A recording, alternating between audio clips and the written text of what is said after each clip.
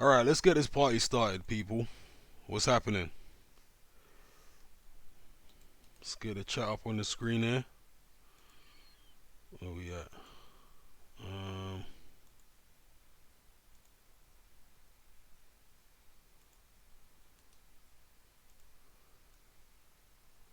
Chat over here. Let's mute that.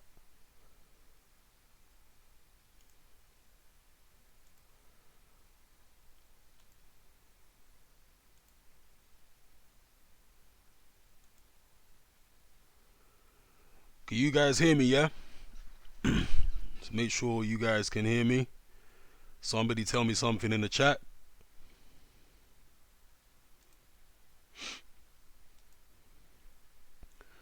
We got Devin Sinclair in here. We got Gennady. We got Errol. We got Felix. We got G-Man. We got Abs. Alright.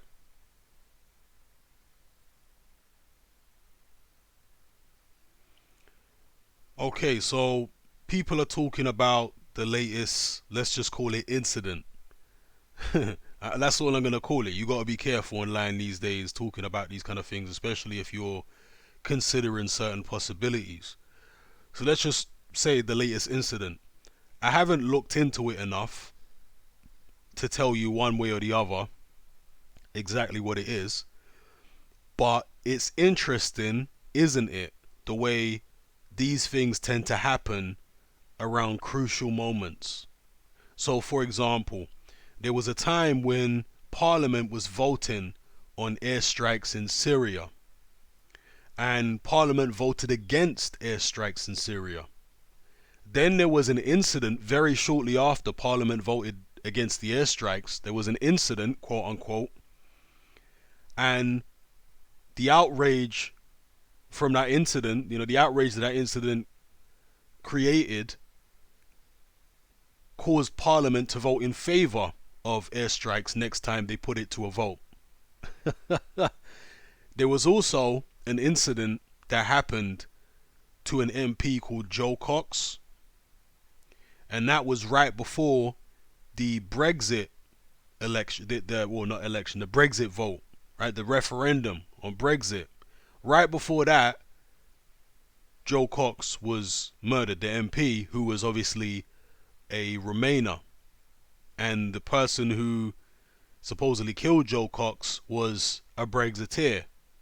So that was very convenient timing once again for, in that instance, the Brexiteers.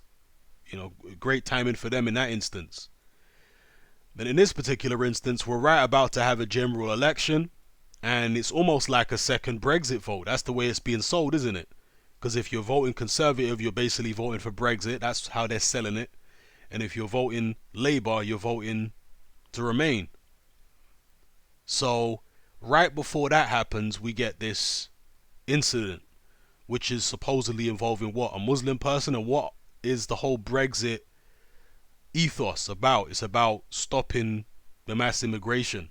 There are undertones of racism, Islamophobia, etc. from people like Boris Johnson throughout much of his political career. So it's convenient for him that an incident like this happens so close to the election. It's convenient for him, right? With that being said, we certainly can't dismiss the possibility that it's just some lone crazy guy who has decided to do something, like this. We can't dismiss the possibility of that, because there are unhinged people out there. There are people who are off in the head within all races, within all religions, and atheists, religious people, etc.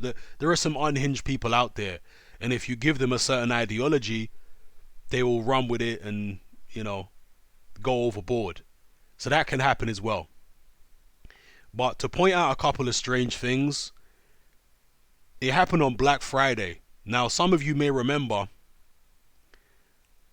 or may have heard about a group, an organization called Black September.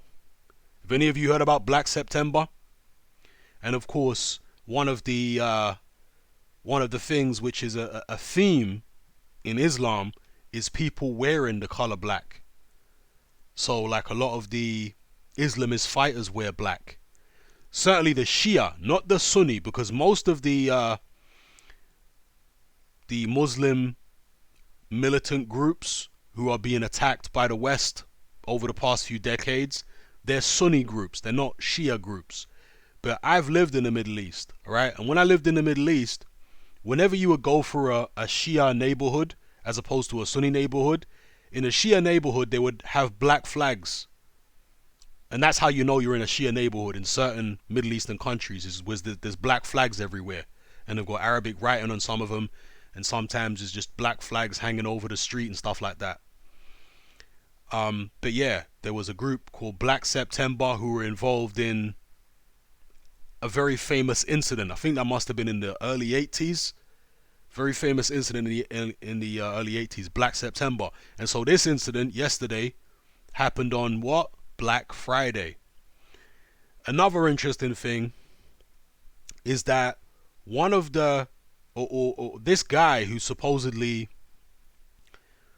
tried to save people, you know, some have-a-go hero who tried to save people during the incident, it now turns out that he's a murderer.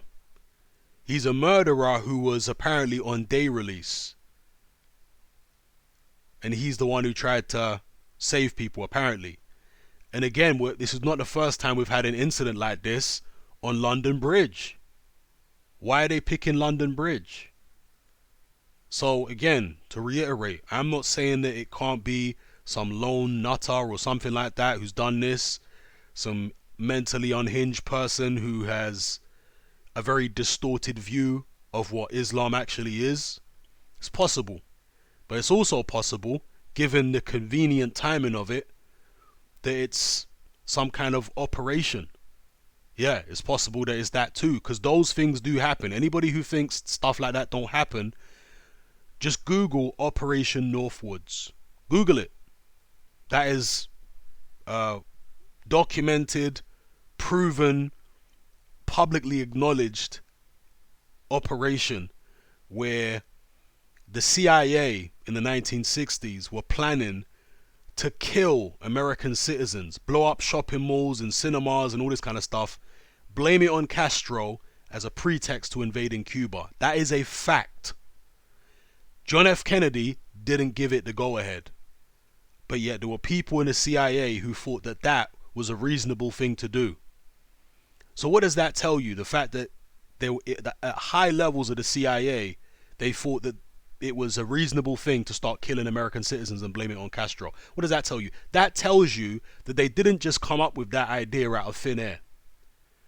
If you're going to be walking around in the CIA, a government agency, a very powerful entity, and you're coming up with ideas like that, then logically you have to conclude that that kind of tactic is not unknown to intelligence agencies.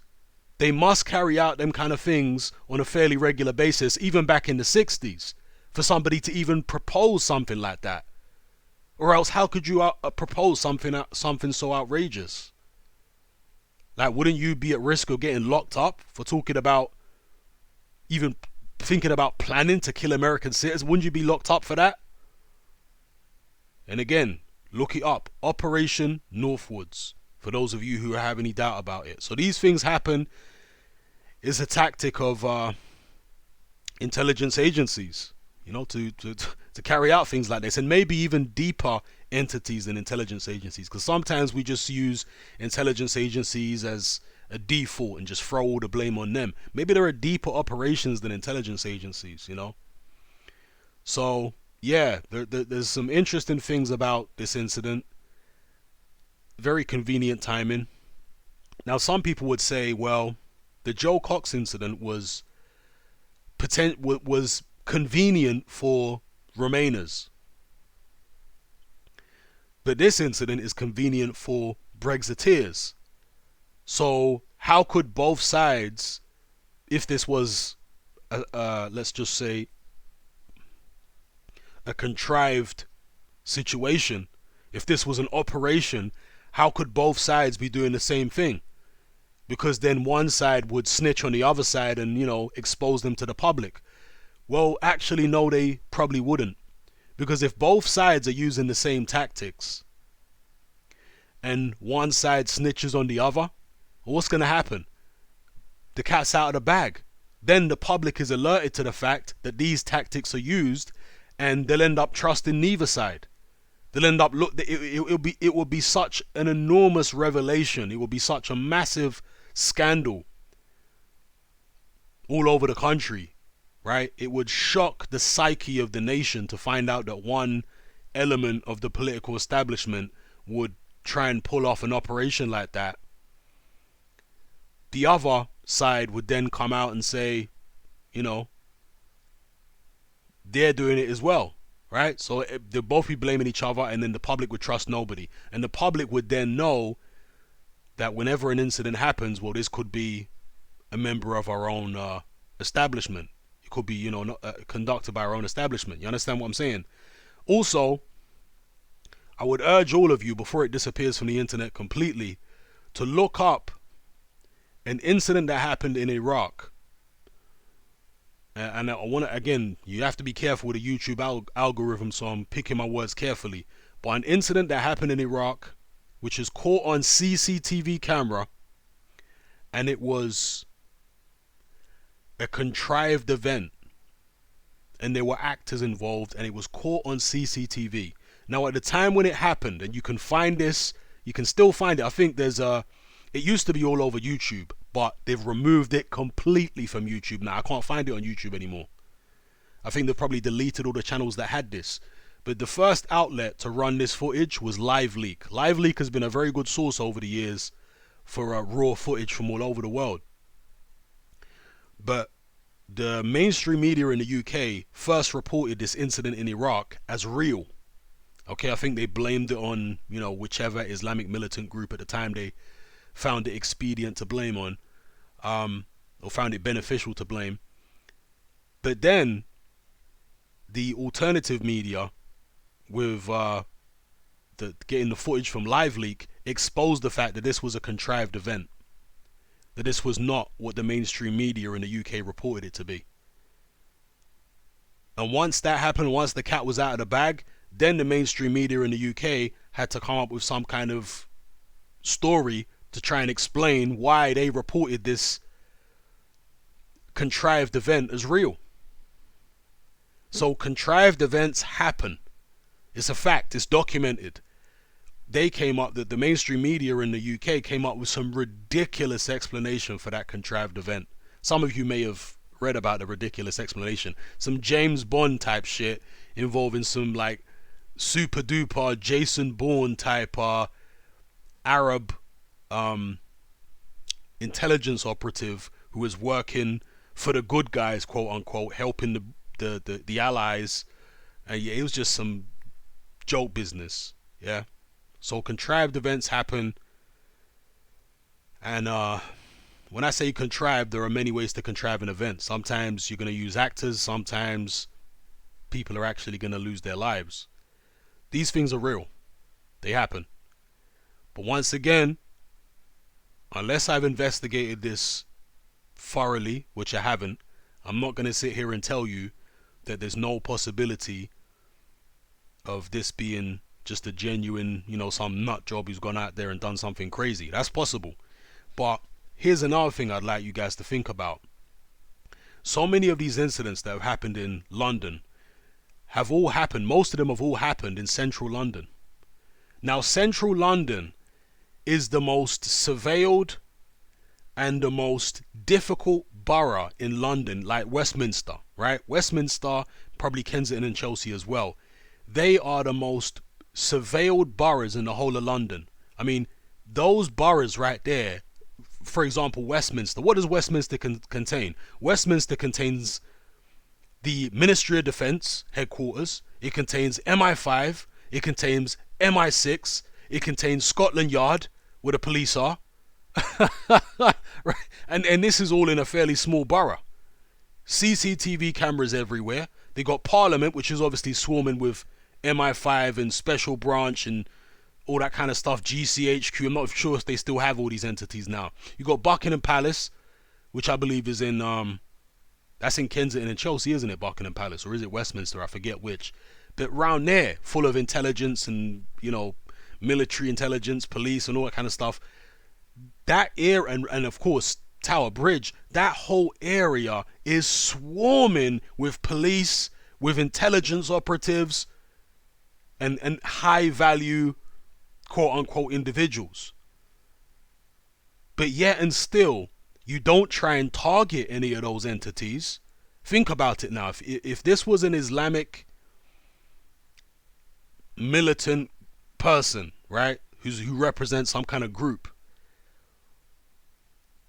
the most difficult place to pull off a successful operation is going to be in Westminster. That's the most difficult place to pull it off, because it's swarming with police and, intelligence and all that kind of stuff. CCTV everywhere. That's the most difficult place to pull it off. Why would you do it there? Why wouldn't, and also if you were going to do it there, why wouldn't you target, an MP at their home or a government building? Why would you always target civilians? Think about it logically, all right? These Islamic militant groups are not as dumb as some people would have you believe. They know, because they're out there in the Middle East, that millions of Muslims have been killed by Western bombs over the past 15 years. That's a fact. Millions of them. Men, women, and children. Whole areas, whole towns, whole countries leveled. And every time one of these incidents happens in a Western country, retaliation occurs. So for every, let's say, one Western person who loses their life, you're going to get 100 or 1,000 Muslims who lose their life in the retaliation. So, practically speaking, do you think it would be logical for a militant group to continue targeting civilians rather than government ministers or the police or the military? Do you think that's logical, knowing that, okay, there's a very good chance that if we carry out this operation, we're going to lose thousands of our own people or hundreds of our own people, men, women, and children? Does that sound like a logical strategy to you? Because it don't sound logical to me. And of course, some people are going to say, well, these people are not logical and their minds are corrupted by the religion. And I've lived in the Middle East. I've lived among Muslims. I know how they think. They're not just balmy. No, they're not. When I lived over, and here's another thing I'd like you guys to think about. I lived in the Middle East, in several different countries for several years. I never even heard of a Western person getting targeted in the Middle East for anything. Never. Wouldn't it be a lot easier to get someone like me, a Western person living in the Middle East, or somebody else living in one of those countries? Wouldn't it be a lot easier to get them there than to try and get them in the West? Think about it. There's plenty of very conservative, devout Muslims who don't like what's going on with regards to, Western foreign policy. There's plenty of them who live in those countries that I lived in. But yet, why weren't they attacking the Westerners there? Think about it logically. They weren't doing it there. Western people were walking around perfectly fine, walking through Muslim neighborhoods perfectly fine. Why? Why weren't they getting them there? How come they only get them here? Yeah, now obviously in places like Iraq and Syria, war zones is not safe for, not only is it not safe for Western people, it's not safe for Muslim, locals out there, because there's kidnappings and all kind of crazy stuff that goes on there. Because once you remove a government and the whole country gets flooded with militants and, you got militants, you got mercenaries and all kind of people, gangsters. Once that happens, then it's a free-for-all. You got all types of depraved, crazy people running around snatching up people, holding them to ransom. That was a very big thing in Iraq for a long time. Is a lot of these criminals in Iraq were just kidnapping people and holding them to ransom. And if they didn't pay the ransom, they were executing them. Yeah? And then, of course, in the West, they report it as terrorists, quote unquote. But really and truly, it weren't that. Really, it's just criminals. You know, extortionists. Same as you get in Mexico, for example, where that's a very big deal in Mexico at the moment. Is the whole kidnapping phenomenon where people will just kidnap tourists and students and anybody and hold them to ransom. And very often, even if the ransom is paid, they still kill them. All right. So it's different in the war-torn Middle Eastern countries, but in the stable countries, lots of devout people. Lots of people are very conservative, but they're not targeting Westerners. Why? Think about it. It's easier for them to target them there, but they don't do it. All right, so that's another thing I'll tell you is a lot of this stuff doesn't add up if you follow the mainstream narrative. It does not add up. Yeah? So that's what I'll say about that whole situation. Yes, Errol, that guy from the incident, he did indeed kill a disabled woman. That's what's now being reported.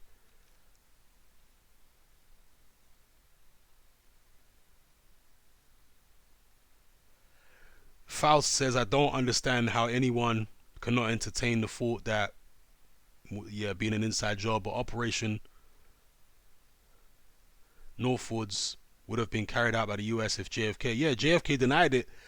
Hashtag coincidence theorist. JFK did not give it the green light, and look what happened to JFK. I mean, is it a coincidence that JFK was the last president to get assassinated when you think of the things that he stood against? He refused to greenlight Operation Northwoods. He was talking about dismantling the CIA and messing with the Federal Reserve and all this kind of stuff. He was talking about some very radical things, JFK. Is it a coincidence that the guy, the only president who is talking about doing all that and denying things like Operation North, is it a coincidence that he gets his wig split? Of course, the mainstream will have us believe, yes, that's just a coincidence. What do you what do you guys think?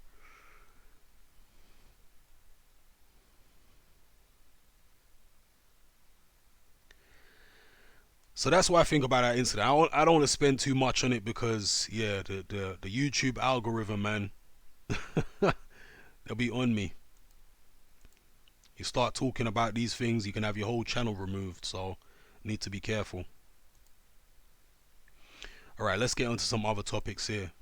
Actually, right, I want to big up Devon because Devon is from uh Devon is from Hungary, the country Hungary in Eastern Europe, and he sent me a link to a story to do with Hungary, which I laughed out loud when I read the story.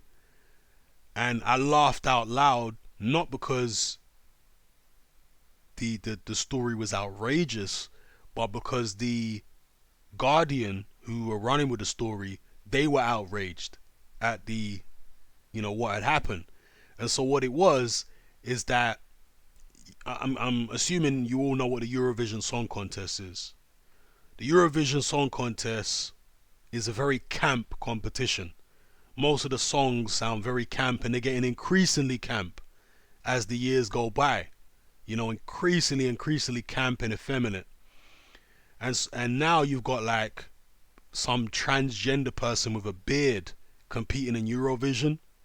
So the government in Hungary decided that Eurovision is too gay for them to participate in. So I guess they've withdrawn from Eurovision, Hungary, or they've banned Eurovision in that country. I can't remember which, but literally the headline says Eurovision too gay. And therefore the Hungarian government decided, nah man, this too much. We gotta fall back. We can't do this. And the Guardian were absolutely incensed. The Guardian being a left-wing, pseudo-liberal publication who always promote everything to do with breaking down the traditional and natural gender roles and natural gender identity, all that kind of stuff. They support destroying all that. So obviously, when somebody stands up for the natural order, they're going to attack them. And that's the angle they were coming from when they ran that story about Hungary, boycotting the Eurovision Song Contest.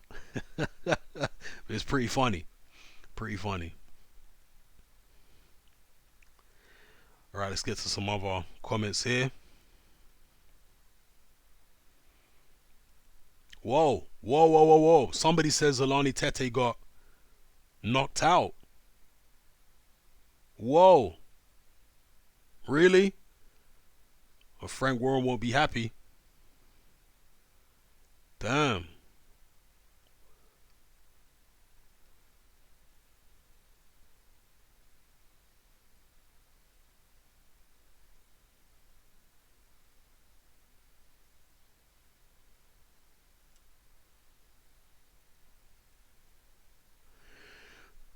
Errol Spence says Hatman, it weren't Stays. The guy who carried out the attack had previously been convicted due to an attack in 2012. He was on tag when he carried out the attack.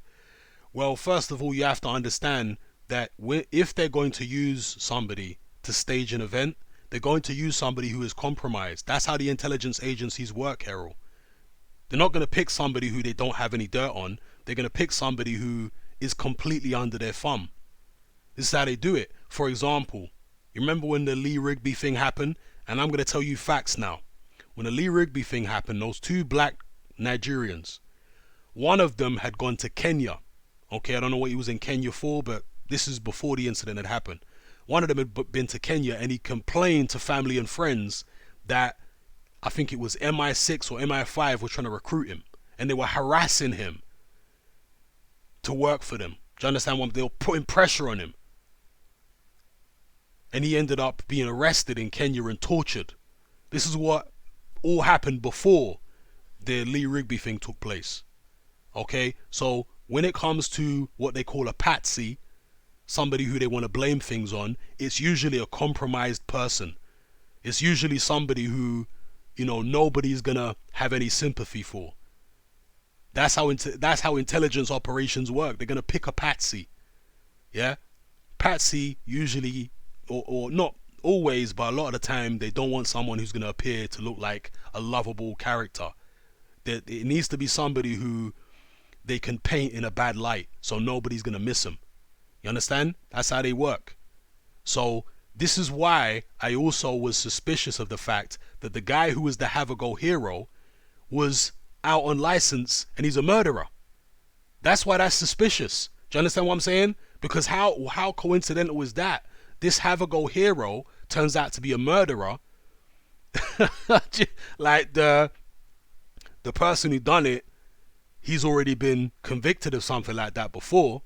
So he's going to be watched like a hawk by the intelligence agencies. Think about it. If you've already done something like that before, they are going to watch every step that you take.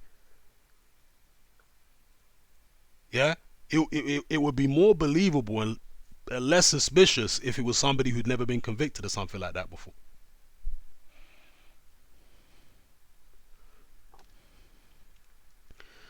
Afro Soul was good.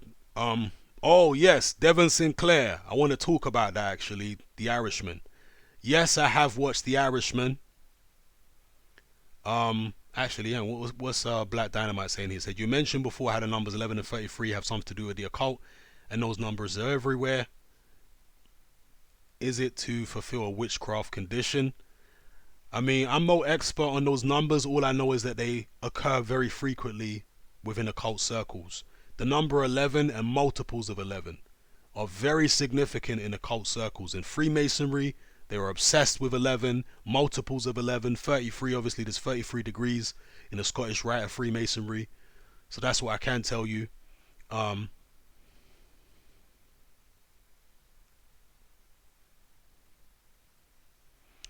else we got here? Should I catch up on some of these comments?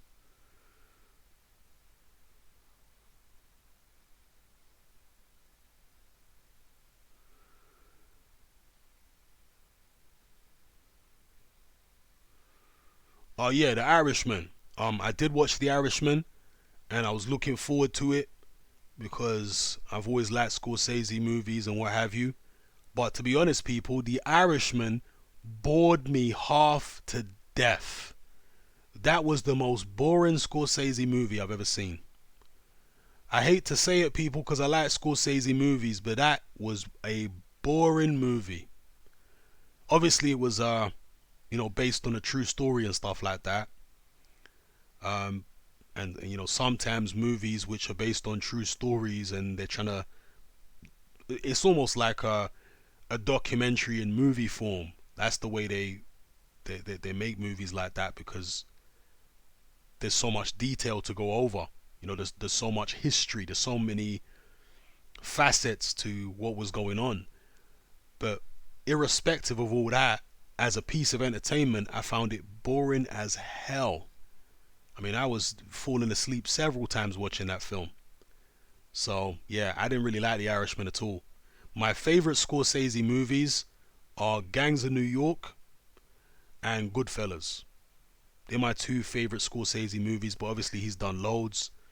He did Casino. He did was Mean Street. Mean Streets was Scorsese. Yeah, Mean Streets. He's done so many over the years. So always liked Scorsese. He did what was the remake of that Japanese movie? What was that called again? I can't remember the name of it. Then there was the one with Jack Nicholson. Was that the one I'm thinking of? I know that's a Scorsese movie anyway. But I've always liked Scorsese. I did not like The Irishman. I was bored to death.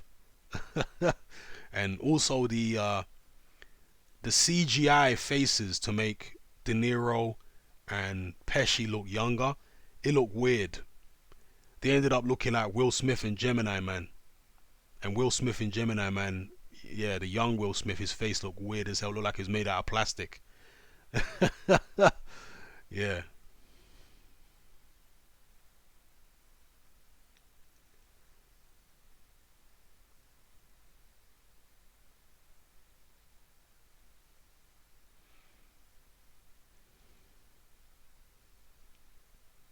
Wow, Teti got KO'd. Okay.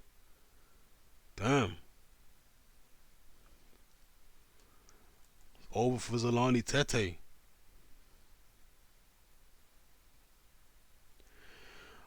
Devin Sinclair says I wasn't impressed by Dolomite either. It's alright, but nothing I would rewatch again. I mean, I thought Dolomite was, a popcorn movie. It was okay entertainment if you ain't got nothing better to do. I thought it was alright.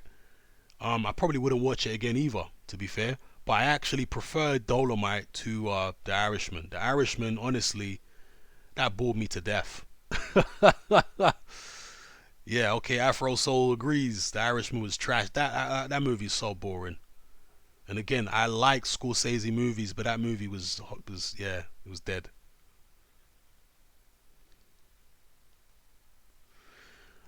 Black Dynamite says, "What are some fake conspiracies the deep state throws out there to make the truth movement look like a joke?"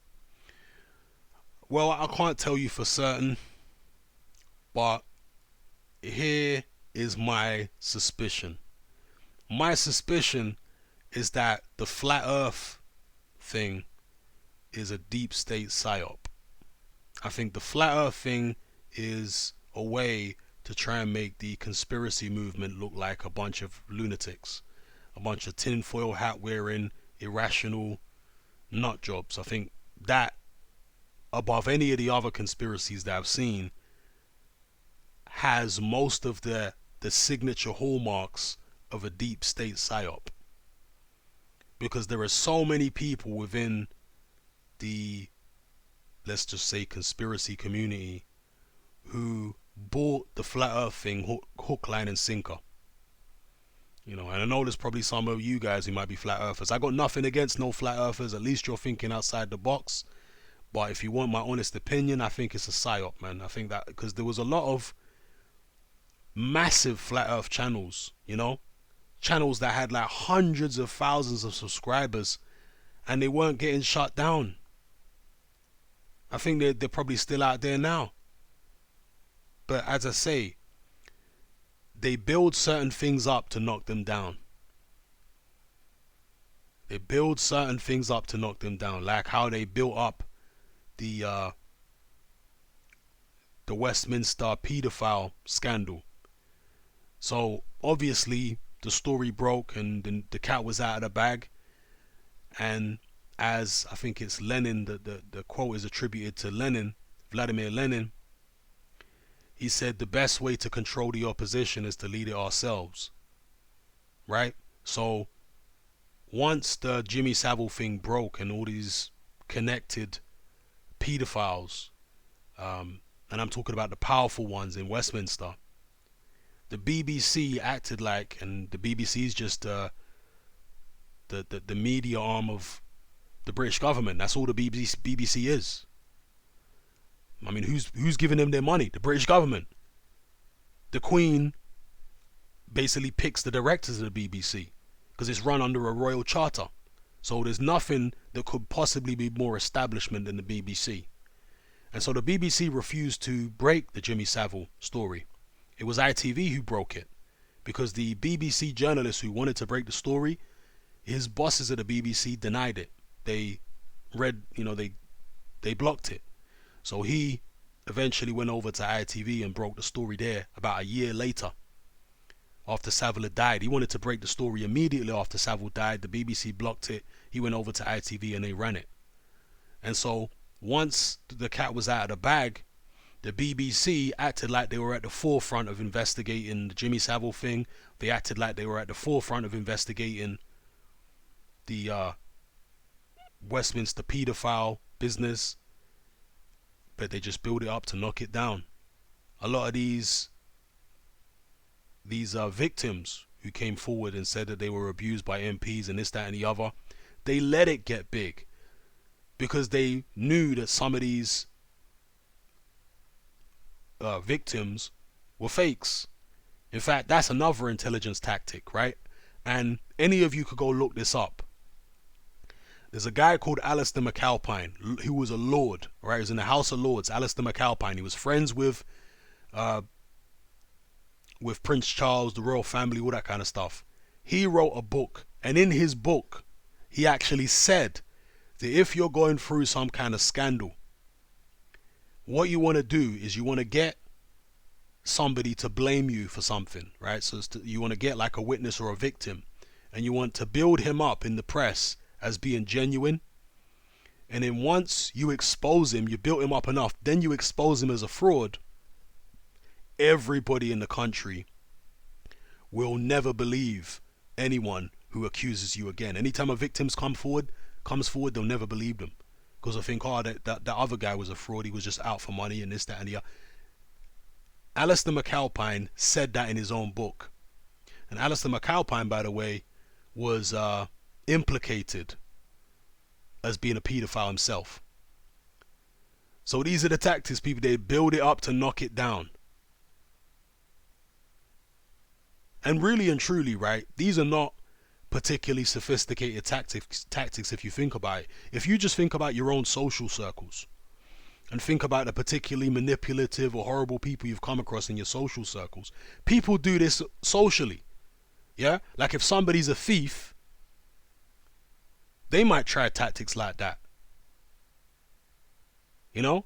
They might try do something, like if they want to get at somebody, they might try do something and incriminate somebody else because they don't like that person.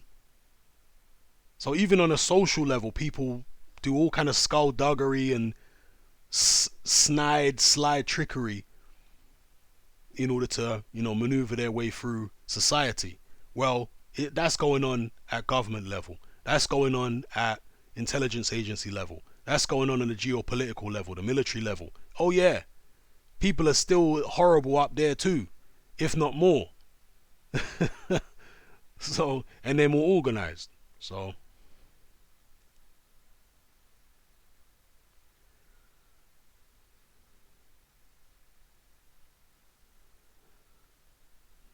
Black Dynamite said, you noticed how actors these days whisper. Yeah, there's a lot of that. When in the early days of cinema, when people were transitioning from stage to screen, the actors used to shout. You know, they were very theatrical because they used to be on stage. They used to project their voice and all that kind of stuff on camera. If you see a lot of them black and white movies in America from, I don't know, the 40s and the 50s, they're literally shouting all the time in all the scenes, and they're projecting their voices. All the men have got really deep bassy voices, projecting it from the chest. But now it's almost the exact opposite, where everybody's whispering. Can barely hear them. John D says, John D. Gennady says, will you make a John D podcast? Yes, I've always meant to. John D and also Alistair Crowley. I'll get there in the end, don't worry. I know you guys keep bringing it up, but there's just so many things going on, and there's so many things that people are bringing up. But I will get to that because these are things I'm interested in. I'm interested in Crowley. I'm interested in John D. I'm actually more interested in John D than Crowley, but they're still both very interesting characters. Robert says Carl Froch thinks the Earth is flat. Yeah, I mean, a lot of people do. And listen, I don't even want to ridicule people thinking the Earth is flat because at least they're willing to think outside the box. But when I actually looked at the flat Earth model and looked at what these flat Earth people are saying with an open mind, wasn't coming in trying to ridicule anybody, I quickly realized that it just don't work. The whole flat Earth thing, the way the sun and the moon rotate around the flat plane, you wouldn't be able to light up exactly half of the Earth with a small sun which is close to the Earth if the Earth is flat. It doesn't work like that. A spherical object cannot light up half of a disk, when it's that close to it.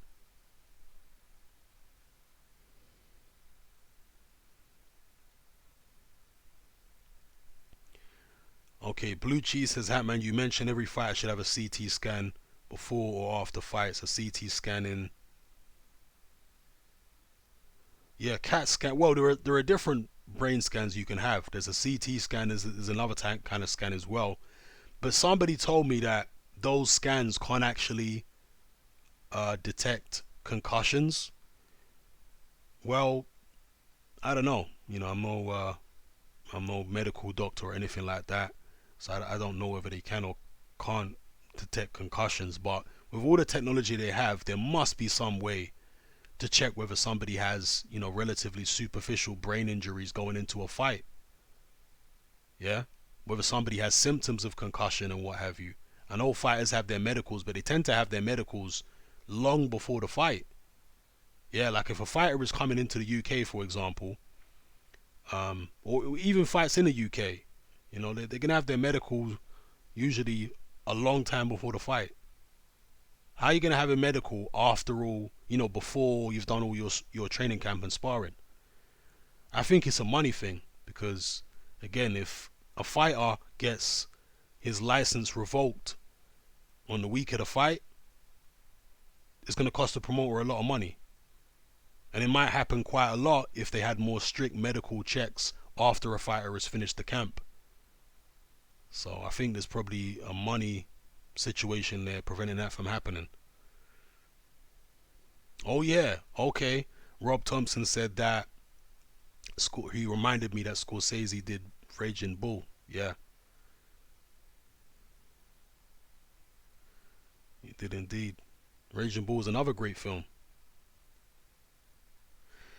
Now, Errol Spence says, any chance you might do a video review of The Gloves Are Off? Yes, I will do. I was going to do it today, but I just was so busy, tired as well, and I got this live stream to do, so I never got around to doing it today. But yeah. Devon Sinclair says, why do you think some people like us are divergent thinkers, but the vast majority of people cannot see through the lies and propaganda? Why are only a few people wired like us? I mean, why is the sky blue? Who knows, man? But it's always been this way. For the majority of human history, it's always been this way. Most people are subject to the herd mentality. They go into like a zombie type state, and even the most educated people, they fall into this kind of hive mind, like a hive of bees, where everybody is under some kind of spell or trance. You understand?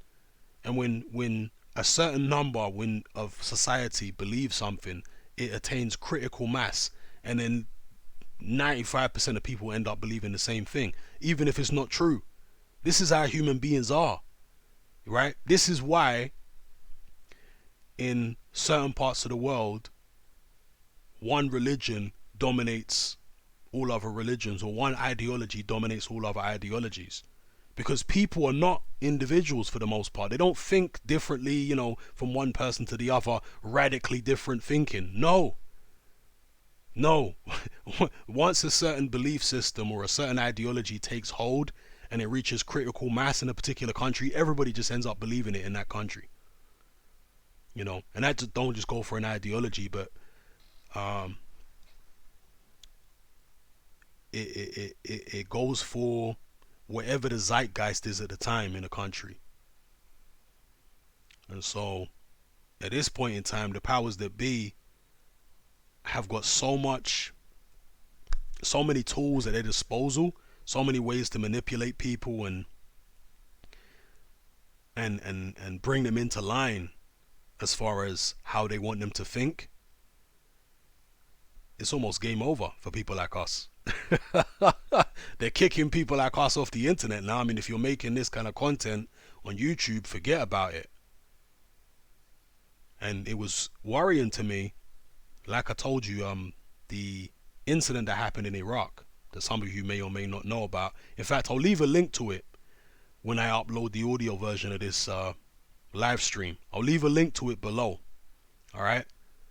And the one place I was still able to find that video was on a Daily Star news article, because they didn't embed a YouTube video. They have their own video player on their particular on the article page. They've got their own video player, and not an embedded YouTube video, because all the YouTube versions of that video are gone.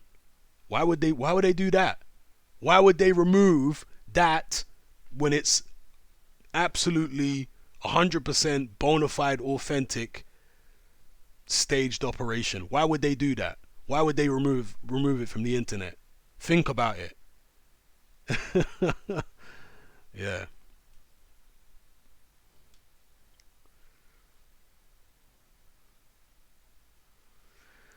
Okay, Ayad says, Hatman, Liam Williams had a go at John Rowling on Twitter, basically saying he's a shocking commentator. Oh, he's right. Isn't he? I mean, I've never rated John Rowling, ever. Even before he was on TV. He used to be a commentator for BBC Radio 5 Live. And in fact, when Lennox Lewis fought Oliver McCall, he fought him the first time. That fight wasn't on Sky. It was on some weird cable channel. I can't remember the name of the cable channel, but live it was on some weird cable channel, which I didn't have. So I had to listen to the fight on Radio 5 Live, and it was John Rowling commentating. And believe it or not, John Rowling made the first round sound even more dramatic than the second round. In the first round of Lewis McCall, not much happens. But listening to John Rowling's commentary, I mean, somebody lands a speculative jab, and he's like, oh, there's a tremendous jab there. It's like, calm down, bro. What's this guy trying to do? Give me a heart attack. Yeah, I listened to John Rowling Radio 5 Live, Lennox Lewis versus Oliver McCall. And when Lewis got knocked out, I mean, John Rowling was shouting so loud, I couldn't even hear what he was saying. But I never liked John Rowling as a commentator. But to each their own. Maybe some people like him, and that's okay too. Okay, Mohammed Rashid says, Hatman, when you releasing your rap bars? I really wanted to get them done for this weekend, but I just can't finish the bars. I think I've got about 48 bars or something now. Maybe I'll just put out what I've got, because I wanted to make it 64, because that's the thing, innit? Whenever somebody does like a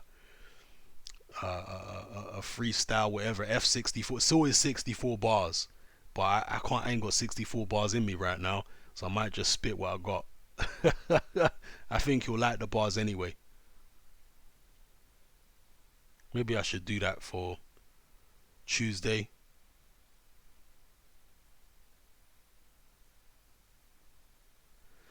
Afro Soul says CT scans usually only detect acute changes, so you can't really pick up concussions on CT. It's usually diagnosed by symptoms, I think. There must be some other way of some different kind of scan or something that's like more sensitive that could pick up concussions. Because my understanding of it, maybe I'm wrong, but my understanding of it is that a concussion is mild bruising on the brain. Isn't that what a concussion is? Like mild bruising on the brain, or is it on the membrane that goes over the brain?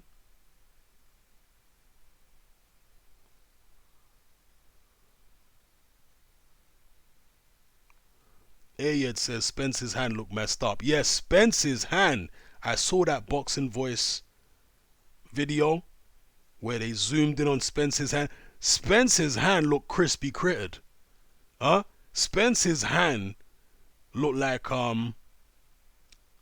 there was some Adam Sandler movie I watched, and he had like a butler, and the butler had a bun up hand. He had like a small crispy hand, and that's how Errol Spence's hand looked. His hand looked jacked up, boy. Looking like he looked like, I said this on Facebook. His hand looked like his real hand had been removed and replaced with a screw-on metal hand. that's what that's what a man's looking like, Captain Hook out here. Yeah, crazy, crazy. Maybe it was just a trick of the light, and in that particular shot, it made it look bad. But yeah, we'll see. I guess we'll soon see.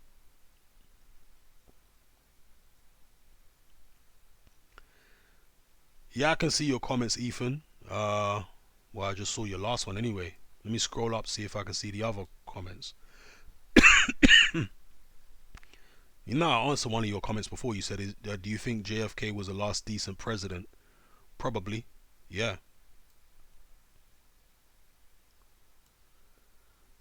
Ethan says he's made a lot of claims about you. Did you bang his wife or something?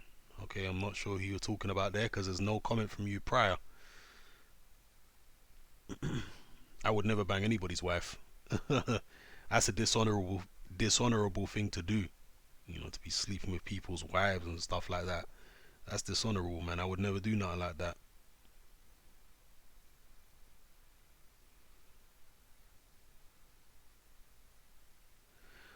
Robbo says, Hatman, did you hear about Tyan Booth getting kicked out of Anthony Joshua's gym? Yeah, I saw the video where Tyan talked about it.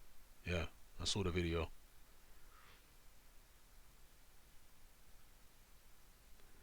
Errol Spence said, did you see Errol Spence's face from the car accident? It looks tragic. Well, given how severe that car crash was, he still looks pretty fresh-faced under the circumstances. He's very lucky for his face to be that intact. He's very lucky not to be dead.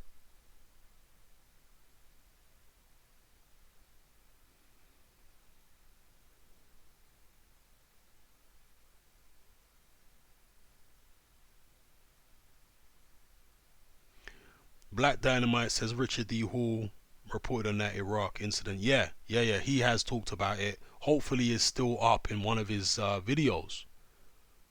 Hopefully it's still up. Maybe that's one place on YouTube you can still see it because it's contained within a greater video. And it doesn't have the title of that particular clip in the video. So hopefully it's still up there. Yeah.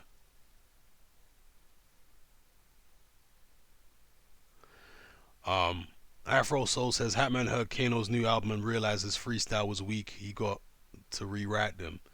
You know what? I actually heard a couple tracks of Kano's new album and I wasn't impressed. In terms of my bars, I've always been very confident with my bars, truth be told. Like, there's nobody out there since the 90s who I ever heard and I was like, lyrically, this person's too much for me. Nobody. But then again, I don't really listen to many people now. But in the 90s, there were so many beasts who were coming out and their bars were just crazy. There's a couple people who made me want to quit. Yeah? And it's funny because Nas, I saw an interview with Nas, right? I listened to an interview on YouTube with Nas. And he said the first time he heard Big Pun, when Big Pun first came out, And Nas heard him. Nas said, I wanted to quit rap. Because he said when he heard Big Pun, he thought, this is getting... Because you have to understand, like, during the 80s and going into the 90s, the standard of lyricism and flows was going up and up and up every year. So a new guy would come out, like when Rakim came out. There'd never been a rapper on the level of Rakim when he came out. So people were like, whoa, they had to up their game after Rakim. Then Nas came out, you know. Big L came out. Big Pun came out. By the time we got to Big Pun, I wanted to quit as well. I was like, you know what? Fuck this. What's the point in rapping if the levels are going to keep going up? Imagine what they're going to be like 20 years from now. If Big Pun is this good, 20 years from now, like, forget about it. I can't keep up. But they didn't keep going up after that. They actually started going down. After the year 2000, the standard of rap has been going down for the most part. You know, there are still good rappers out there, don't get it twisted. And rappers have been evolving to be more melodic now and more song based, because back in the 90s it was just like bars, hook, bars, hook. Now rappers are putting bridges in there. Again, they're a lot more melodic than they used to be, because there are still some good rappers there, you know, especially certain UK rappers. I listen to them, and you know, there's a lot of good things they do musically with the cadence of their voice, you know. Like even somebody like Giggs, he's not the most high skilled rapper you've ever heard, but he understands how his voice is supposed to sit on a beat, how he's supposed to flow, you know, and he puts a little bit of wordplay in here and there. Like when Giggs is on form, he's good. And that's what I'm telling you, he's actually good.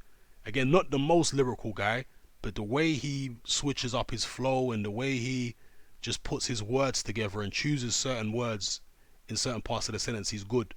You know what I mean? I'm not saying I'm feeling his message and all that kind of stuff, but just from a technical point of view as a rapper, like, you know, Giggs is good. Wretch 3-2 is good. You know what I mean? But yeah, when it comes to my bars, I've always been very confident. You know what I mean? There's never been anybody since the 90s who made me feel like I wanted to quit. So, Mr. Deeds, that's it, Felix. Yeah, sorry I'm late. I was talking about the butler with the bun up hand, with a crispy hand. Yeah, so Errol Spence's hand looked like Mr. Deeds' hand. Not Mr. Deeds' butler's hand. That's what Errol Spence's hand looked like.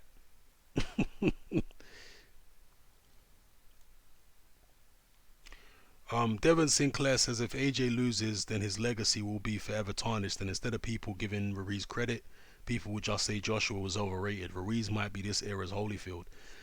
You know what, yeah? Like I said in the boxing group earlier on this evening, I'm actually starting to get more confident in AJ the closer we get to the fight, because up until a few days ago, I was really thinking Ruiz is going to win the fight. But then I went back and I looked at that first fight again, especially the whole fight up until AJ gets dropped. And seriously, people, go watch the fight from the opening bell to the point where AJ gets dropped. AJ is actually starting to pick Andy Ruiz apart. That's what's happening. It builds up, because AJ comes out in the first round and he's just moving around. Nobody really lands anything in the first round. AJ's just having a look at him. And of course, a lot of people are looking at the first, oh, Ruiz was making AJ go on the back foot, and oh, did you see that? It's like, it's a feel out round. Well, you want AJ to stand in the middle of the ring with him and start, you know, swinging for the fences? Like, no, obviously he's going to move around and use the whole ring. It's the right thing to do. I've been hearing some people say AJ needs to hold the center ring and don't let Ruiz push him back. No, he doesn't. He needs to do the exact opposite of that. He needs to use the whole ring. And in fact, if you look at the first round of the first fight, he's just having a look at Ruiz. He's moving around. Nobody really lands anything of any consequence in the first round. In the second round, you guys go watch that second round. AJ's taking the piss out of Ruiz in that second round. I've done a whole video, which I'm going to upload on Daily Motion, right, of me showing you the mistakes both guys made. But AJ's capitalizing on so many of Ruiz's mistakes. Ruiz was really capitalizing on none of AJ's mistakes up until the exchange in the third round. The second round in particular, AJ comes out and he walks Ruiz on to a massive left right, a massive 1-2. Yeah, Ruiz got a tremendous chin, but within, I think it's the first 20 seconds of the second round, Ruiz tries to throw his hooks from too far away, and AJ comes right down the middle with straight shots and, knocks Ruiz's head back. And then they fall into a clinch. AJ grabs him and Ruiz tries to retaliate. Then later on in the round, Ruiz tries to jab to AJ's chest. Yeah, dangerous thing to do. AJ was waiting for him to jab to his chest rather than his head, because if you jab to somebody's head, you're going to blind them. If you try to hit him in the nose or in the mouth, they're not going to be able to see what else you're throwing after it. Ruiz jabs to AJ's chest or his shoulder. AJ comes over the top with a fast right hand and counters Ruiz. Right? Ruiz then bangs his gloves together like, okay, you got me with a good shot. And he looks like he wants to retaliate. Before he can retaliate, bang, AJ hits him with his tremendous left hook. I mean, he was picking beautiful shots in that second round. And it was building and building. And going into the third round, he continued the momentum. In the third round, he's in the corner. Ruiz is trying to get close. AJ dips his shoulder. And he actually comes inside against Ruiz. He puts his left leg in between Ruiz's legs. And anybody who knows about boxing knows that that's a way to push somebody off balance. So AJ basically comes in and he puts his left shoulder in between Ruiz's chest and his left leg in between Ruiz's legs. So he's got Ruiz off balance at that point. Then he starts opening up. So Ruiz is in that position there. If a big tall guy tries to get inside on you and come low, you need to get low as well. You can't be standing up tall when the tall guy is coming, low and up close. You can't do that, yeah, because you're giving away your natural advantage. You can't let the big guy be smaller than you on the inside. But that's what Ruiz does. He doesn't come down low with AJ. He stays up high, and he knows he made that mistake anyway. I heard him talk about it in one of his interviews. But he's not only up high, but he's also off balance. And that's a move that AJ's obviously worked on. You can see that because he does it even prior to that. He does it, I think it's in the first round. He tries to do the same thing. He comes down low and he puts his left leg in between Ruiz's legs and tries to get him off balance. And so he does it in the third round, and then he comes with a left hook first, then the uppercut, then another left hook, and down goes Ruiz. So everything from the second round through to that left hook in the third round, everything was building and building and building for AJ. You go watch the fight and see it. It was all building. He was starting to land more and more punch. He was starting to pick Ruiz apart. Okay? But then he gets hit with that big shot on the temple, and the fight changes from then. And so everybody seems to only remember the fight from the moment AJ got dropped. They don't remember what happened before then. They act as though what happened before then was a fluke, and what happened after then was the real fight. Do you know what I mean? Whereas when I think about it logically, nah. As long as AJ's not hurt, as controversial as this is going to seem to a lot of people, as long as AJ's not hurt, he's the better boxer of the two. I've seen all these people saying that Ruiz is the better boxer. Go and have a look at that second round and try and tell me that Ruiz is the better boxer. He's not. Like, Ruiz is a guy who stands straight up. He doesn't dip low like Povetkin. If you watch Povetkin fight AJ, Povetkin's coming in low. He's moving his head and he's doing some sophisticated things to try and get inside. Ruiz just waits and waits on the outside because he's got slow feet. He doesn't really apply that much pressure. He waits and waits and waits. He stalks you, but slowly. And he's waiting for you to overextend or lean your body too far forward when you throw your shots, or throw too many shots at once, and then he's going to counter you, or he's going to try to beat you to the punch. That's what he does. But he's not a guy who's going to relentlessly come forward and throw millions of punches like a Joe Frazier or a Mike Tyson or even a Jarrell Miller. He's not going to do that. He's going to wait and wait and wait. Same thing as he did in the Joseph Parker fight. You go watch that Joseph Parker fight. One of the criticisms I had for Ruiz in my post-fight video was that he didn't throw enough punches. Because when Parker's moving around, Ruiz is not doing anything. Like, he's literally doing nothing. The occasional jab will come out and that's it. But he doesn't like to lead off. And one of the reasons that Ruiz doesn't like to lead off is because he has slow feet. And why is that significant? Well, it's significant because if you're fighting somebody who's got much longer arms than you, Leading off means you're going to have to bridge the gap. And if you've got slow feet, it's hard to bridge the gap. So what happens when Ruiz starts leading off against a tall guy or a guy with faster feet than him? A lot of the time he's going to fall short or he's going to overextend. So he leaves himself vulnerable to getting countered himself. Yeah? And in fact, in the breakdown that I'm going to upload to Dailymotion, I'll show you an example, I think from the second round, where AJ is trying to get Ruiz to react. So he's just tapping Ruiz's gloves and he's looking for Ruiz to try and lead off. Ruiz throws a right hand which falls like a foot short. Okay? That is why Ruiz doesn't like leading off. Yeah, because he doesn't have quick enough feet to close the gap quickly and get a puncher. If that was Mike Tyson in there, in that situation, the right hand would have landed against AJ because Tyson could move quick. Ruiz's feet is slow. So the more I think about the fight, the more I think AJ can outbox this guy. And I don't think it will be that hard to outbox him for several rounds. The only issue is, can AJ do it for 12? Because the way I see the fight going now, I think AJ is going to outbox him. But in the second half of the fight, so from round 7 onwards, I think AJ is going to get tired. Can he survive the late onslaught from Andy Ruiz? Because I think there will be one. I think there's going to come a point where AJ slows down enough that Ruiz can actually start leading off. So he can, you know, close the gap enough where he can start leading off.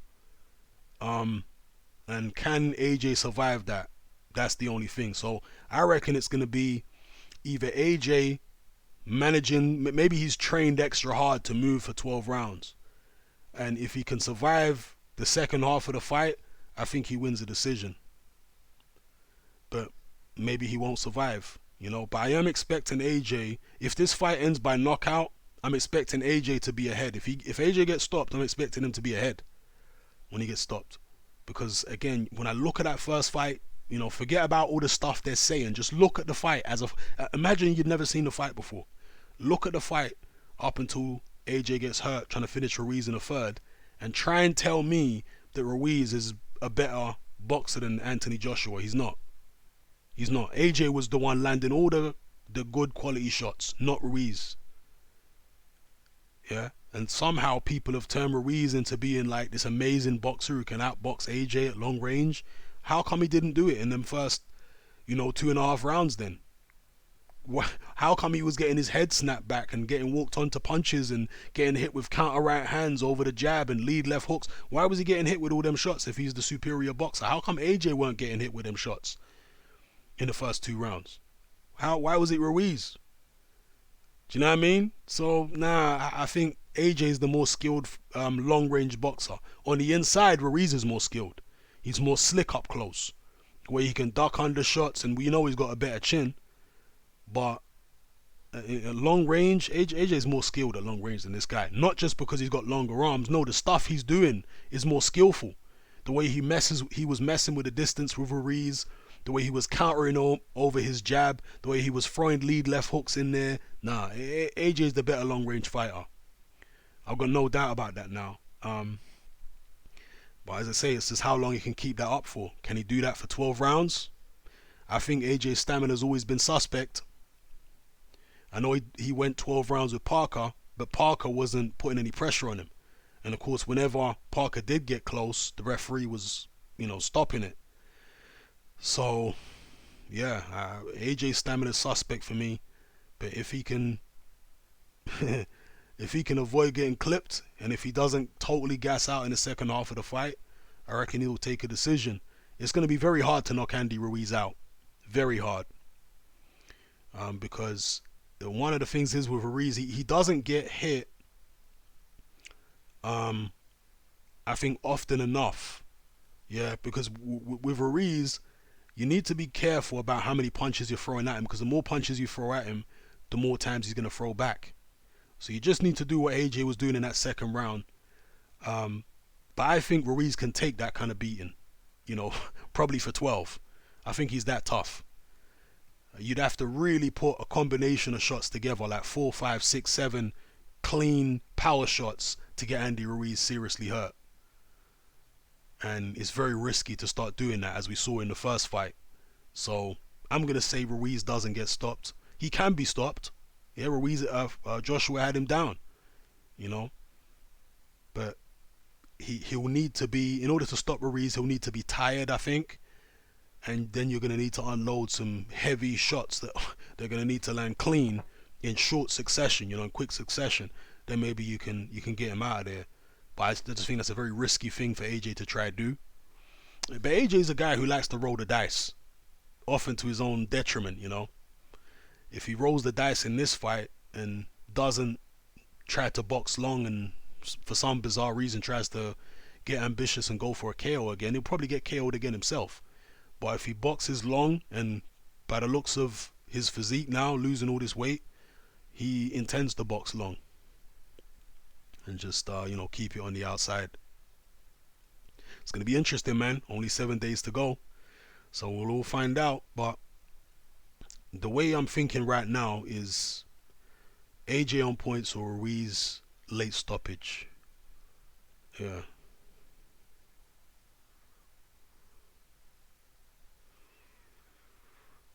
Black Dynamite says, apart from Lawrence Okoli, who else watches your videos? Dave Allen used to watch my videos. I don't know whether he still does. Jarrell Miller used to watch my videos. Yeah. In fact, talking about Andy Ruiz, I made a post-fight video for Jarrell Miller versus what's that guy called, man? That little journeyman. I think he's from Cameroon. What's his name? I can't remember the guy's name, but he makes most people look bad. Fred Cassie, that's his name. So I did a post-fight video for Miller versus Fred Cassie, and in the post-fight video, I said that I'd like to see Miller fight Ruiz. I was like, yeah, I'd like to see the fat boys fight each other. And yeah, they might be fat, but them fat boys got hands. And Miller turned up in the comment section saying, "Oh, you funny." You know what I mean? Miller was talking smack to me, in the comment section, but he seemed to take it in good humor. And we had a little back and forth conversation, me and Miller. But yeah, Miller used to watch my videos for a little time. And there's been several other fights. In fact, oh yeah, Dylan White also watches my videos. Dylan White watches them. He actually talked about me in a Boxing Social interview one time. Acting like he wanted a straightener or something. So yeah, Dylan White watches my videos. Who else now? There's been quite a few boxers over the years who I found out. In fact, I think I know this gonna sound a bit unlikely to some of you, but I swear down, I'm pretty convinced that AJ and Eddie Hearn watch my videos. I'm not saying they watch every single upload, but I'm convinced, I'm pretty damn certain that AJ and Eddie Hearn have both watched my videos. Like at least one or two of my videos. I'm convinced they have. I'm convinced they have.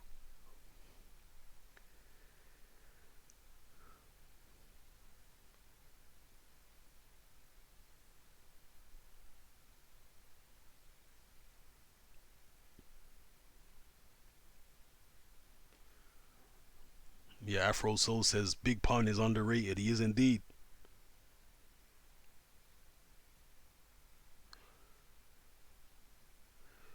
Black Dynamite says, have you listened to Black Thought 75 Bars? Yeah, that was the one where he responded to Vlad, innit? Because Vlad was saying that he's not, he doesn't think that Black Thought is like up there among the great MCs.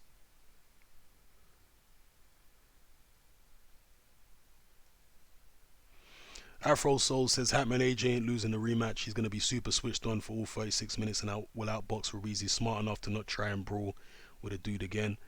Well, yeah, he better be. He better be smart enough. But I do think he's the better long range boxer. I do, especially after watching the fight again and just clearing all the pre-fight, analysis from your head and all the stuff people are saying about AJ's mindset, stuff I've been saying about. I just cleared all that stuff out of my head and just looked at them early rounds against Ruiz and the stuff AJ was doing and all the clean shots he was landing, and Ruiz wasn't landing any clean shots back. That shows you that he's the more skilled guy at long range. Do you know what I mean? All the stuff people are saying, oh, Ruiz, nah.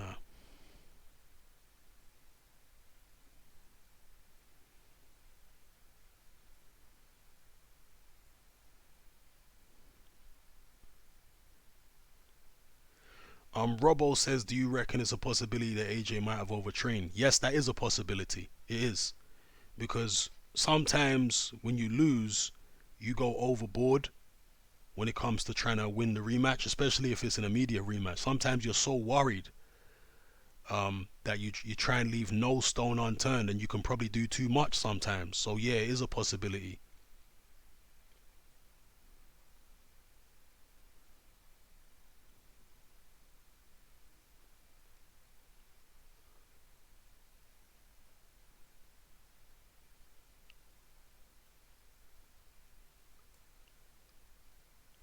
Yeah, they're not gonna give Ruiz a decision, that's for sure. But um, Ethan Edwards says, did you ever call Wilder an inbreed? No, I never called him an inbreed. That's one thing I definitely never did. I called him a hillbilly. I called him a hillbilly, but I never called him an inbred. No.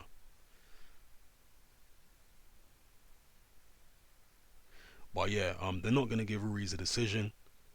Um, but I don't necessarily think that unless AJ gets dropped or Ruiz rallies late and AJ has several really bad rounds, I can't see Ruiz winning a legit decision anyway. To be honest, I think AJ's just a better boxer at long range than Ruiz. Like, unless Ruiz's feet are gonna be significantly faster in the rematch than they were in the first fight. Like, again, people talk about what happened after round three. Ruiz was applying pressure and hitting it, but AJ's legs were never the same after that third round knockdown. He never got his legs back. He never got his reflexes back. He just seemed to be in a daze after that. And that's, of course, worrying. You know, AJ is somebody who clearly doesn't recover well from a shot. Takes him several rounds. And then the strange thing, maybe it's just because his judgment was impaired, or maybe he thought he was going to be like part of some Gatti Ward type fight where he was going to come out with some huge punch at the end of it and, end the fight. But after that third round, when AJ started throwing punches again, probably in the fourth or fifth, he started exchanging with Ruiz again. I don't know why. It was the weirdest thing. Like, AJ was stood right in front of Ruiz in the seventh, and he started exchanging again. Well, like, why the hell would you do that? It's the strangest decision I've ever seen AJ make in his career. You would have thought he'd learned from that third round. But no, in the seventh, he stood there and he wanted to have a trade up with Ruiz again. Very strange.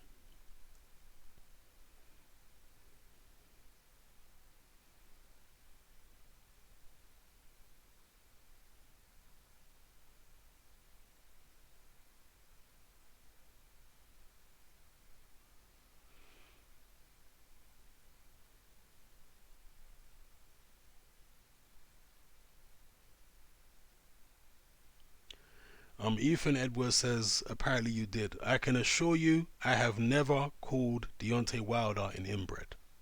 Never called him an inbred. I called Deontay Wilder a hillbilly.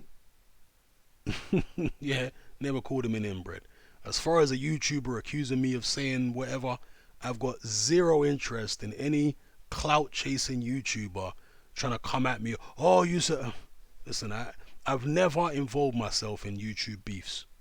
Never. My channel is not about me dissing other channels. My channel is about boxing, and it's about the boxers. You understand what I'm saying? It's not about Hatman versus that channel. I don't give a fuck about none of that. Like, especially in the early days when I first started YouTube around 2010, the YouTube boxing community was a lot smaller then. So at first it was cool, but after I say a year or so, all these beefs started to happen. Like, you had the beefs between Blood Boxing and Precise Presenter.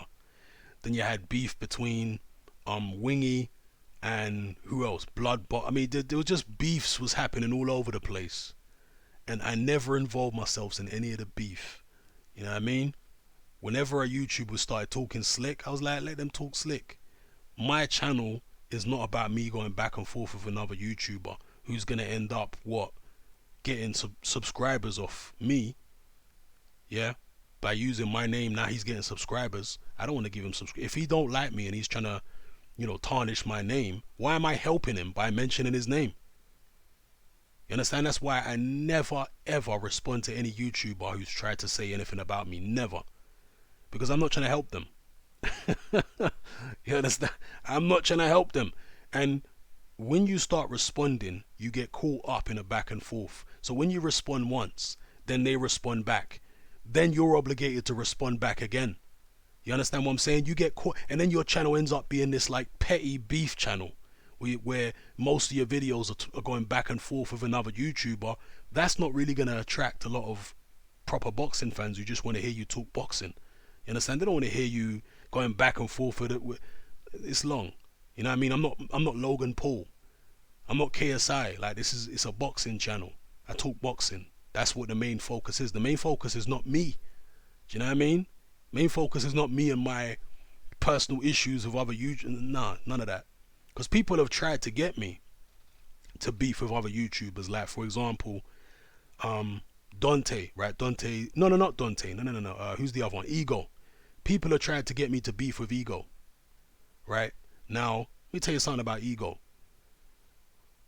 Years ago, Ego used to watch my channel. He used to watch my videos. He used to be subscribed to me. And this is when Ego just first started out.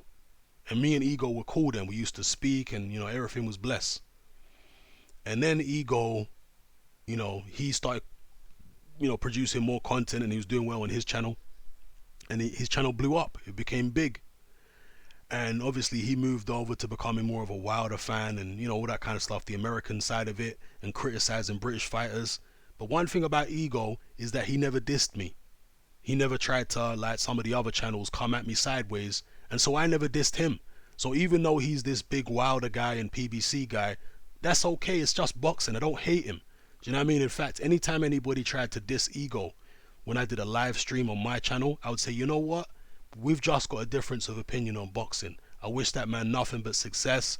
I like what he's done with his channel. Because I started YouTube before him, but now he's got like double the subscribers I've got.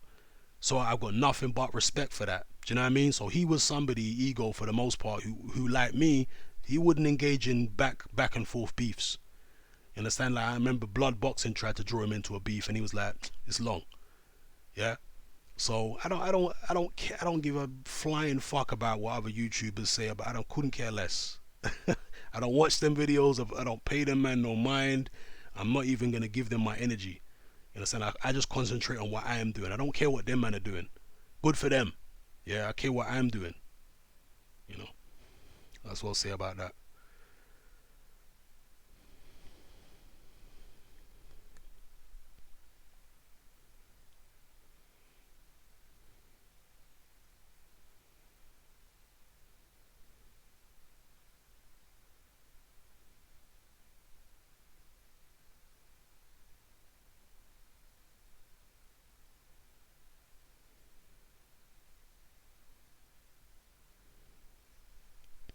The thing about me is that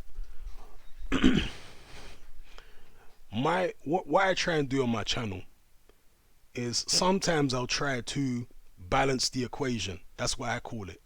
So when David Haye was WBA heavyweight champion, there was a massive amount of support for Haye in the UK. But it was obvious that David Haye was ducking the Klitschko fights. So even though I like David Haye as a fighter, and I thought he brought a lot of excitement to the division, and I didn't like the Klitschko era at all.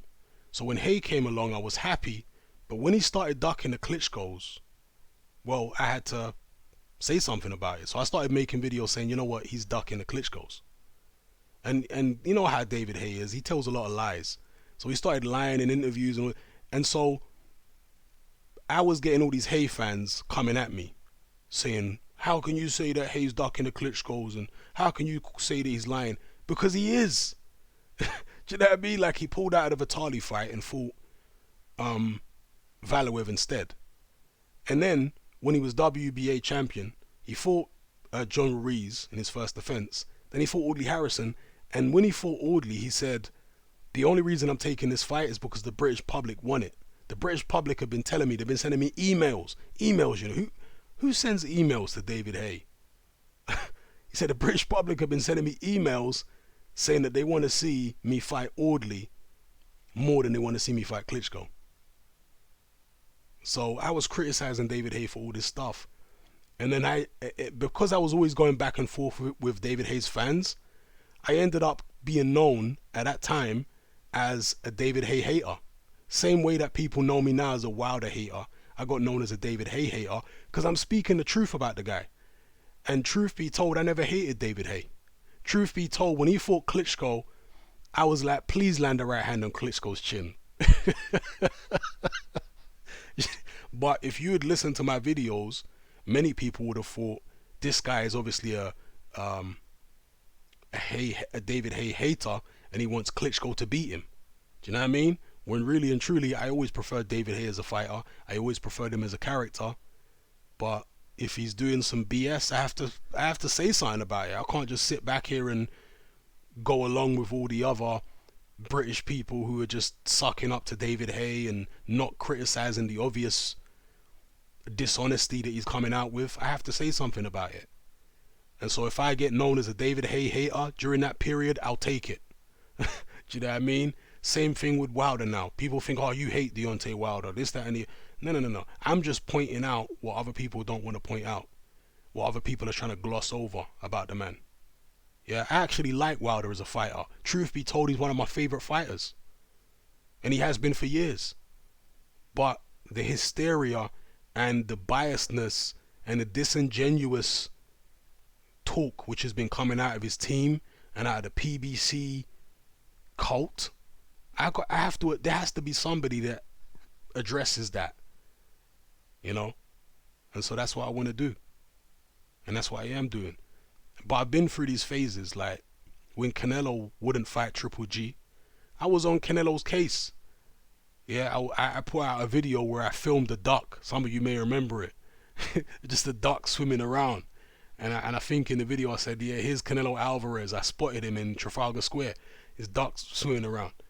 I don't hate Canelo, never hated Canelo. But at the time, he did not want to fight Triple G. So I said it. And I was called a Canelo hater and this, that, you hate Mexicans. And do you know what I mean? When I criticize somebody, yeah, sometimes it can become like a back and forth between their fans and always talking about the riposts that are coming out of that camp. It is what it is.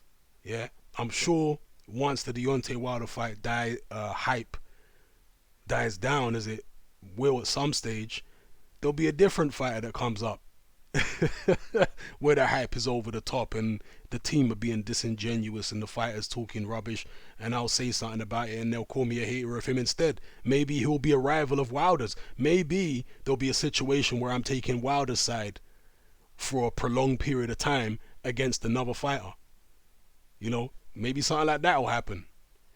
I've been doing this YouTube now for like 10 years, and over the years I've been called a hater of just about every fighter there is, from Canelo, David Haye, Klitschko, who else is there now?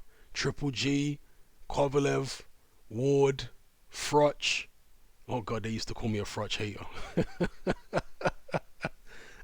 George Groves, James DeGale, Amir Khan. Every major fighter you can think of, at some stage in the last 10 years, I have been accused of being a hater by their fans. You know, it's just the way I go about it. You know, I get colorful sometimes when I'm going back and forth with the fans of a particular. I get colorful. But I get colorful because I'm a colorful person anyway.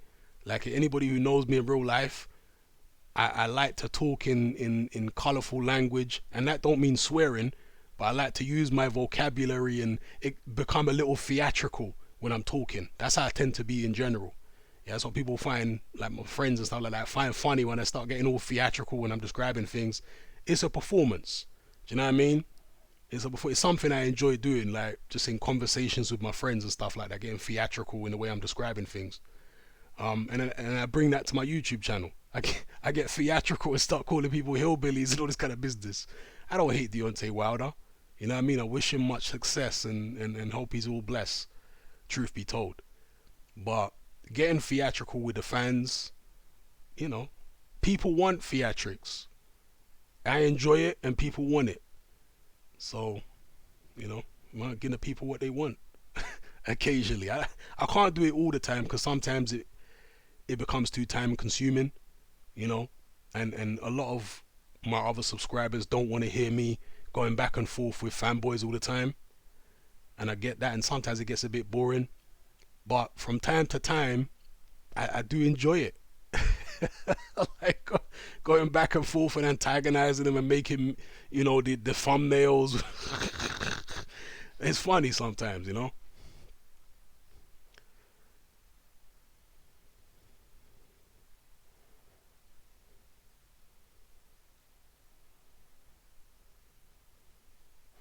Abs Boxing TV says you. So you emailed David A. Okay.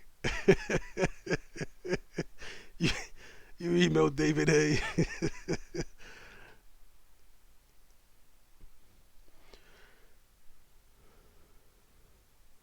Oh wow. I've nearly been on here 2 hours. All right, peeps. I'm gonna have to lock this off now. But shout out to everybody for joining. Tuesday's episode. I'm gonna try and get the bars out for Tuesday. That's what I'm gonna try to do. I'm gonna try to get the bars for you guys on Tuesday. I know you will all appreciate the bars. You'll all like the bars. Apart from Errol, he might not like them because he doesn't want to hear anything deep. He only wants to hear about the roads. But but apart from Errol, I think most of you probably like the bars. Yeah.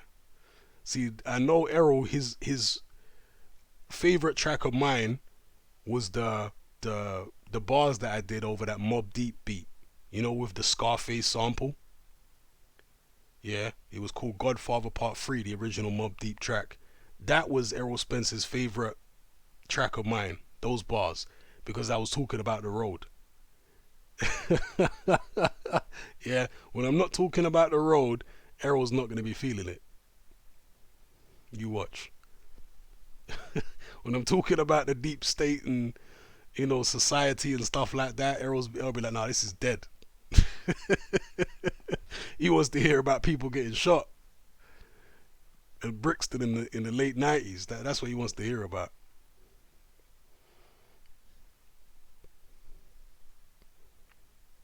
You gotta grow, man. If I was still the same person at, you know, 40 years old as I was when I was 20, then I'm obviously doing something wrong. You're supposed to grow. You can't be thinking and talking and acting in the same way when you're 40 as you were when you were 20. That's not progression, is it? So, alright, peeps. Yeah. Peace out, Errol Spence. I'm going to catch you guys on Tuesday. I'll try to get the bars out. If not the bars, then it'll be a topic. So yeah, catch you guys then. I'm out.